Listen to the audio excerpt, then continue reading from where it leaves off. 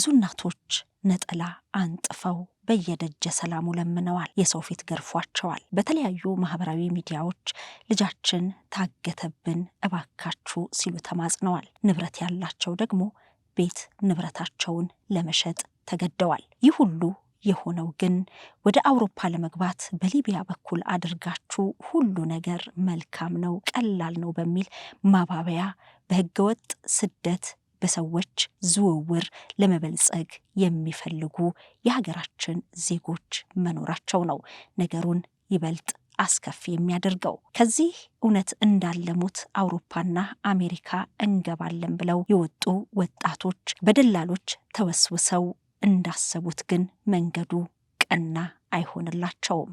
እዛ ከደረሱ በኋላ ለዕለት ጉርስ የሚያበቃቸውን ወይንም ደግሞ ለመኖር የሚያስችላቸውን ብቻ እየሰጡ እያሰቃዩ ይህን ያህል ገንዘብ ካላመጣችሁ ህይወታችሁ ያልፋል ይባላሉ። እጅግ አሰቃቂ የሆነውን እገታና የበረሃ ጉዞ አልፈው እንኳን በአውሮፓም ይሁን በተለያዩ ሀገራት ቢገቡም ለዘላቂ የአይምሮ ጉዳት እንደሚዳረጉና እንዲሁም ሰቆቃው እንደሚከተላቸው ይነገራል።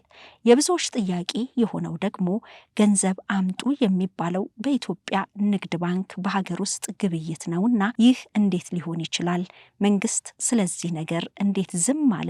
የሚሉ ውትወታዎች የከረሙ ናቸው። ዛሬ የፌዴራል ፖሊስ ያወጣው መረጃ እንደሚያሳየው ደግሞ 1800 ሰዎችን በህገ ወጥ መንገድ በማዘዋወር የሁለት ሰዎች ህይወት እንዲያልፍና 15 ሰዎች የደረሱበት እንዳይታወቅ ያደረጉ 22 ተጠርጣሪዎችን በቁጥጥር ስር አውሎና 6 ተጠርጣሪዎች በሌሉበት ምርመራ አጣርቶ ለፌዴራል አቃቢ ህግ መላኩን ይፋ አድርጓል። ከ2 ቢሊዮን 160 ሚሊዮን ብር በላይ ከተጎጂዎች በህገ ወጥ መንገድ የተቀበሉ 22 ተጠርጣሪዎችን በቁጥጥር ስር አውሎና 6 ተጠርጣሪዎች በሌሉበት ምርመራ አጣርቶ ለፌዴራል አቃቢ ህግ መላኩን ይፋ አድርጓል።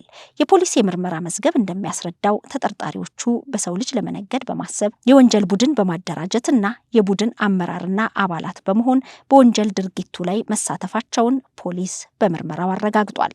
ይፋ ባደረገበት ዘገባ ላይ የምርመራው መዝገብም እንደሚያስረዳው ተጠርጣሪዎቹ በሰው ልጅ ለመነገድ በማሰብ የወንጀል ቡድን በማደራጀትና የቡድኑ አመራርና አባላት በመሆን በወንጀል ድርጊቱ ላይ መሳተፋቸውን ፖሊስ በምርመራው አረጋግጧል።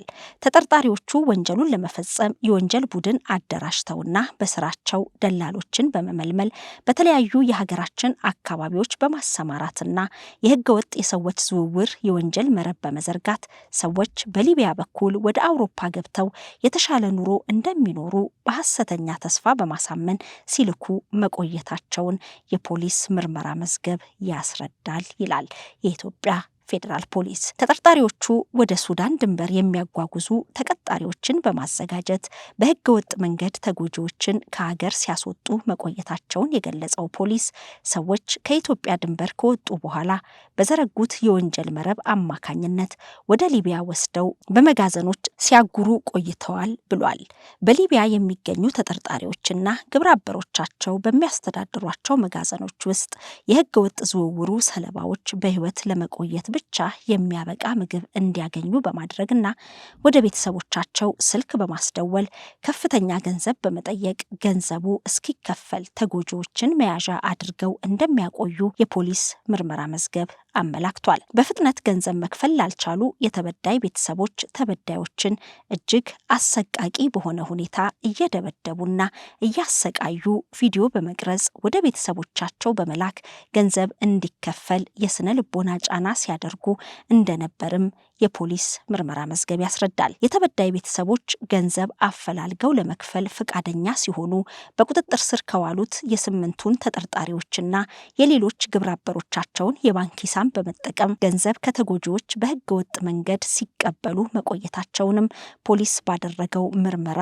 እንደደረሰበት ይፋ አድርጓል። በህገ ወጥ መንገድ ያገኙትን ከፍተኛ ገንዘብ ከሀገር እንዲሸሽ በማድረግ በሀገር ውስጥና በውጭ ሀገር ቋሚና ተንቀሳቃሽ ሀብትና ንብረት እንዳፈሩም ፖሊስ በምርመራው ማረጋገጡን ይፋ አድርጓል። በተጠርጣሪዎቹ ስም ቤትና ተሽከርካሪ እንዲሁም ከ71 ሚሊዮን ብር በላይ በባንክ አካውንታቸው መገኘቱንም ፖሊስ ጨምሮ ገልጿል። የኢትዮጵያ ፌዴራል ፖሊስ ከፌዴራል ፍትህ ሚኒስቴር፣ ከብሔራዊ መረጃና ደህንነት አገልግሎት፣ ከፋይናንስ ደህንነት አገልግሎትና ከሌሎች ባለድርሻ አካላት ጋር በቅንጅት በመስራት በህገወጥ የሰዎች አዘዋዋሪዎች ላይ ጠንካራ ክትትል በማድረግ ተጠርጣሪዎችን ከተለያዩ የሀገራችን አካባቢዎች በቁጥጥር ስር መዋል መቻሉን ፖሊስ ይፋ አድርጓል። የኢትዮጵያ ፌዴራል ፖሊስ በቀጣይም ከሌሎች ባለድርሻ አካላት ጋር በመቀናጀት በሰው ልጆች የሚነግዱ ወንጀል ፈጻሚዎች ላይ የተጠናከረ ኦፕሬሽን በማካሄድ በቁጥጥር ስር የመዋልና ለህግ የማቅረብ ስራዎችን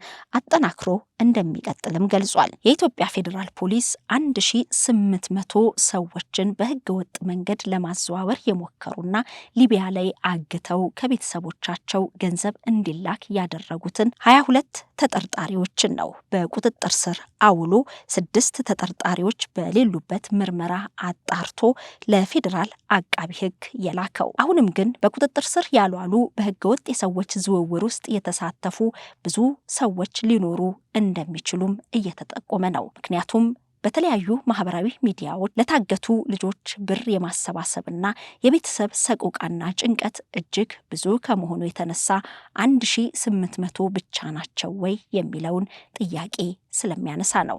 የኢትዮጵያ ፌዴራል ፖሊስ በቀጣይም አጠናክሮ እንደሚቀጥል ይፋ አድርጓል።